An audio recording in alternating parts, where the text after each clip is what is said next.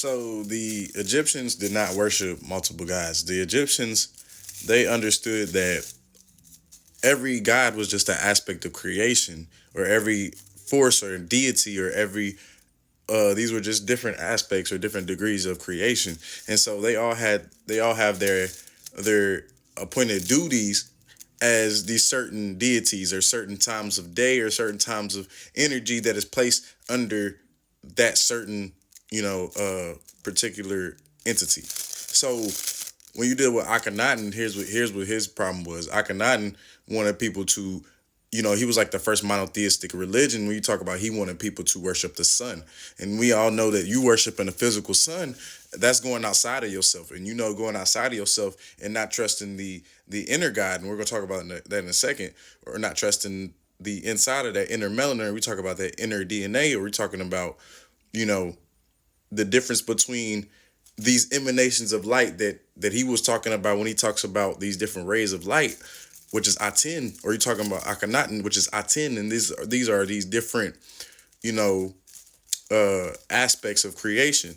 But this is a physical creation, right? You get where I'm going? This is not when you're talking about like this. This is not like when you're talking about like Amun Ra.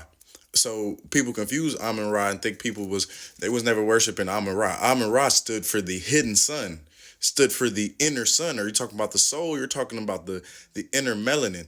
We're talking about the difference between between worshiping something and knowing the aspects of the inner and outer self, right? So that's what these Egyptians were doing. Akhenaten had brought monotheism when he shouldn't have. That should never have been. So we always talk about before creation, we talk about non-ether gases, but they don't talk about the darkness, right? And in those other aspects, this is the Ogdod, or the the primordial energies that was already in the waters, that was there before creation. So you're talking about how you had Hey and Huet, which is the formlessness, Kek and Keket, which is darkness, a moon, right? So we're talking about Amun Ra, right? Because this is, you have Ra like Atum when he sprouts, and you have Amun Ra, which is like the hidden sun. So then before that, you have Amen, which is showing you the hidden aspects of creation.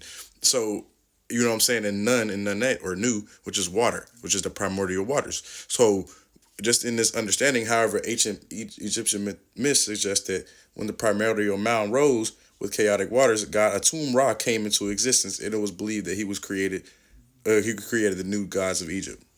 So just like right here, right, where you have these different aspects of Ra, which is no more than you telling you how these sun cycles and things work, you understand that you have, it's supposed to be Atum Ra at the top of creation, but they put it right there. But you would have Atum Ra, then you would have Kefri, which is an aspect of Ra, then you would have which is just teaching you how the cycles of creation is. Then you would have, Amun Ra, which is the hidden sun, the hidden God. You feel what I'm saying? And then you would have the you would have the last aspect of Ra. And so with these different aspects of Ra, these are different parts of the sun cycle. Whether you think it's physical or you think it's internal, it's just for you to really understand and comprehend the difference. So this is what they're trying to teach you. Sun gods, any sun god should be worshipped. I mean, not worship. Should be honored as the inner aspect of you. You don't worship the outer sun. The outer sun is something that gives you that gives you light, that gives you warmth, that gives you people that have melanated skin, various, you know, nutrients that we need for our body. But the sun, too much of the outer sun can kill you. But this inner sun, the more light you get to the inner sun is when you start to open your conscious awareness. So this is why Amun Ra is just as important as any aspect of Ra, or the Ra when he sprouts out first into creation. Is for you to understand the occult science behind, Ra itself, and why, you know, these different aspects of the deity exist in that same sense. So the appointed Most High is the North Star, right? Or it's a yellow supergiant star. And understanding that stars all have a placements of where they're positioned and located at. So our North Star is actually what guides the zodiac for real. You feel what I'm saying? And the what you call is the sun is still a part of the zodiac. If you pay attention, it's so what cycle is it following? It has to follow a larger sun cycle. So you have a larger sun cycle and you have a smaller sun cycle. You would have the physical sun and you would have the which is the son of the sun, which is the son of the North Star, right?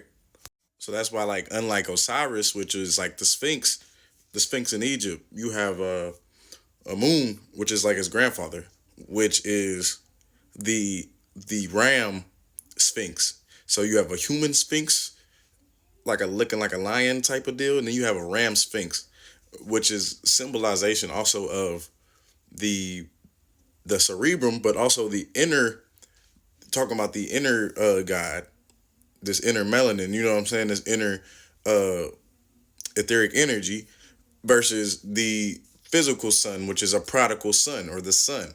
So remember, this is always sons within sons. I mean, this is always sons that create other sons,